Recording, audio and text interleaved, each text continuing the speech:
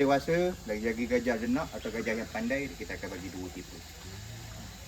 Sebab dia berkenal dengan makhluk dia penjaga dia. Okay. So selamat datang ke dedak kuda. Dedak kuda. Tapi benda ni tak ada rasa. Gajah tak suka. So kita buat apa? Kita mixkan dengan ni. Oh. Apa?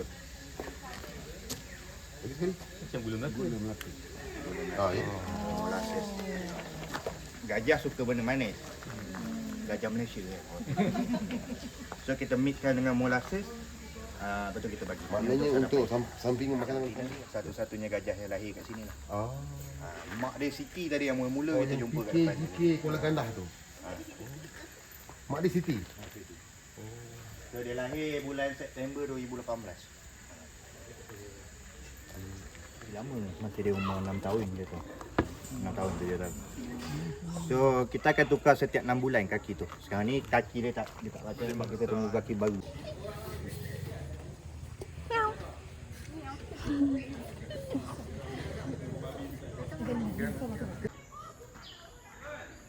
Siput. Dia berasal daripada Sungai Siput, Perak. Siput 1 tahun. Siput berkan-kan lah. Laju betul.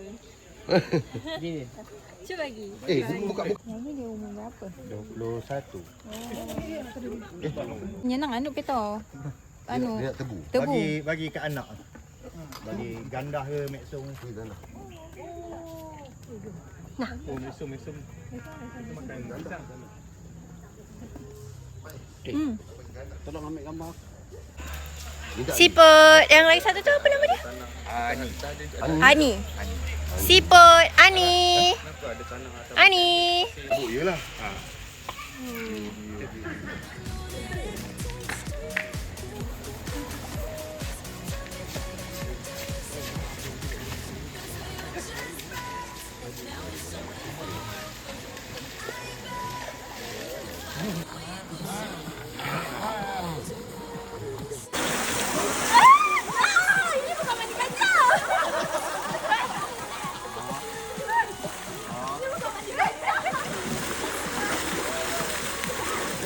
The sugarcane that we've already tied up and baiklah silakan Ani.